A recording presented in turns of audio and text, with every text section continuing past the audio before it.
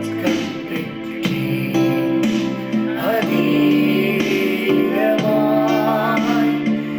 இரக்கம் பெற்றேன்.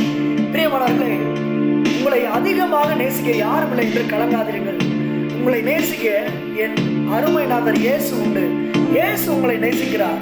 இயேசு உங்களை ஆதரிப்பார். இயேசு நீங்கள் எந்த சூழ்நிலையில் இருந்தாலும் அவர் உங்களை ஆதரிக்கவும், உங்களை பராமரிக்கவும், உங்களை காத்துக்கொள்ளவும் வல்லமை உள்ளவராய் இருக்கிறார்.